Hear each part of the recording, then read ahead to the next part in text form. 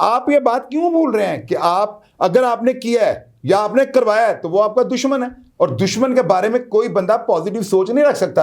अब एक काम आपने किया या नहीं किया, खुद को सरेंडर करें, वरना आपकी ताकत और आपकी जो बातें लोग करते हैं ना, उस पर मोराल है, सवालिया निशान है। लोग ये कहेंगे तीफी बट भी भाग गया।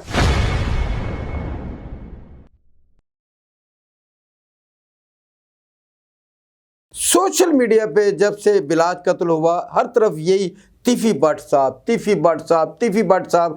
लेकिन तीफी भट्ट साहब ने अपने बयान में ये कन्फर्म कहा कि भाई मेरी इनके साथ ना कोई दुश्मनी है, ना थी, ना होगी। इस बारे में क्या कहते हैं आप? इस बारे में मैं जितने भी प्रोग्राम अब तक हुए ना, मेरा ख्याल है मैंने हर प्रोग्राम में ये बात सवाल करने पे जवाब दिया हुआ है, और मैंने ये कहा है कि मुझे आज तक जो है ना नहीं समझ आ रही कि इन दोनों घरों की दुश्मनी क्या है। और मैंने कुछ प्रोग्राम्स में ये कहा है कि मुझे जो नज़र आया ना, इनकी दुश्मनी जैसे बिल्ले की दुश्मनी पुलिस वालों ने आग निकाली, वो जो चौधरी सदीक था डीएसपी, और असलम जो था ना वो सुल्तान गाड़ा लोहारी का डीएसपी, इन्होंने खवातीन को उठाकर छतरोल की, वहाँ से दुश्मनी भड़क उठी।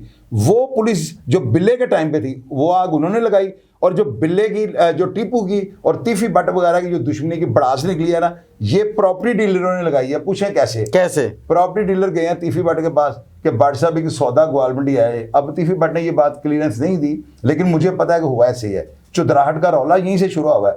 तीफी भट्ट के पास वो आए, प्रॉपर्टी डीलरों की खास एक लैंग्वेज होती है, भाजी वो सौदा 3 पैसे लब रहे हैं, लालच देते हैं बदमाशों को या क्रिमिनल लोगों को या जिनके पास पैसे होते हैं या ताजरों को या जो भी लगा लें, सब हैसियत लोगों को उनका जहन बनाते हैं। वो बंदा सोचता है 100 की चीज़ 3 जला भरी, चल करा दे सौदा, डन करके जाकर टीपू के पास चले जाते थे। भलवान जी का सौदा 35 पैसे में मिल रहा है, उधर खुद पहले ही 5 पैसे की फेवर और रख के वो सौदा कर लिया और सौदा दिला दिया टीपू को। टीपू ने वो सौदा ले लिया है, सौदा लेने के बाद अपने बंदे भेजता, जाओ भी कब्जा ले लो।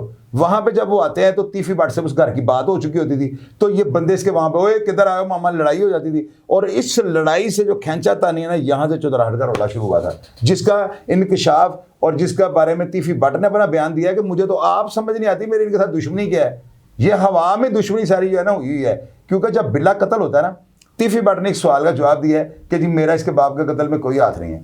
और भाई उसको ये जवाब देना चाहिए था, तीफी भट्ट इस बात को अगर खोल के कर देता ना, तो मेरे जैसा बंदा भी मुतमिन हो जाता। इनके ऊपर ये इल्ज़ाम नहीं, FIR तो हुई नहीं इनके ऊपर। इनके ऊपर हवा अंडरवर्ल्ड में ये उठी थी कि बीला ट्रका वाला के कत्ल में जब ये उठ के आए ना, हनीफा, बाबा, मनादर शाह, मुरादी, वीदियाँ, ये जितने भी इश्तिहारी थे, ये तीफी भट्ट के घर से उठकर बिल्ले के ऊपर हमला करने आए हैं। उनको चाहिए था ये क्लियरेंस दे देते कि मेरा बिल्ले के कत्ल में दूर दूर तक कोई हाथ नहीं, ताकि जो उनके सवाल पे थोड़ा सा अबहाम या शुकूक व शुबात जन्म लेते हैं ना, वो तहफ़्फ़ुज़ात भी खत्म हो जाते। उनको थोड़ा लंबी बात करनी चाहिए थी। मेरे प्लेटफॉर्म पे आ जाए ना तीफी भट्ट साहब, मेरे सवालात का जवाब दे दें।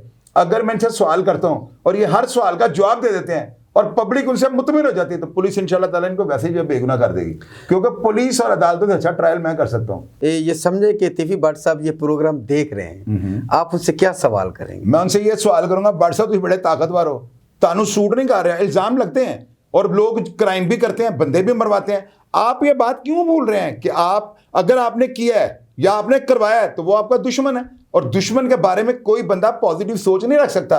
अब एक काम आपने किया या नहीं किया, खुद को सरेंडर करें, वरना आपकी ताकत और आपकी जो बातें लोग करते हैं ना, उस पर मोराल है, सवालिया निशान है। लोग ये कहेंगे तीफी भट्ट भी भाग गया।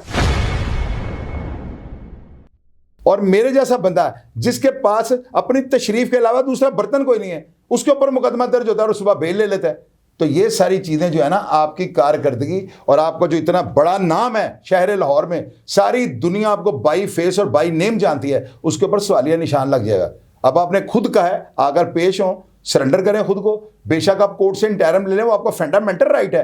कोई पाकिस्तान की अदालत आपको इंटरम देते वक्त जो ये नहीं सोचेगी कि आपने फलां को मर्डर किया या नहीं किया, आपका बताइए हक बनता है। कोर्ट ने आपको बेल देनी है, अपनी तफ्तीश ज्वाइन करें, अफसरान को कुरान पाक पे हलफ दें, बिल मुशाफा मुद्दइयों से गुफ्तगू करें और पुलिस को मुतमिन करके, अगर ये धब्बा है या आपके ऊपर आपने खुद ही कहा है कि जी मैं इनकार करता हूँ, मेरा हसन शाह से कोई ताल्लुक नहीं है, मैं कसम खाता हूँ ये जैसे भी आपने मुतमिन करने की कोशिश किया, मेरा कत्ल से कोई वास्ता नहीं है, तो छुप जाने वाला बंदा जो है ना डिफॉल्टर गिना जाता है। और जितना बड़ा प्लेटफॉर्म आपके पास मौजूद है, जिनमें ताजरन 1500 तो आपका वर्कर है, इन 1500 बंदों को लेकर थाने जाएं, वहां पे जाकर सारा रातों वाक़या दसें और इस मुकदमे को अपने ऊपर से खत्म करवाएं, ताकि दुनिया ये कहने पे मजबूर हो जाए कि तीफी भट्ट के साथ जो है ना अदारे और इनके सियासी मुखालफिन जो है ना हमेशा इंतकाम का निशाना इनको बनाते हैं। ये आपके ऊपर से लेबल उतरेगा। बलाज के कत्ल के बाद आपकी टांगें कांप रही होंगी, क्योंकि दुनिया की जितनी हमदर्दी हैं इसके मरने के बाद इसके साथ है ना, वो आपको जीने नहीं देंगी।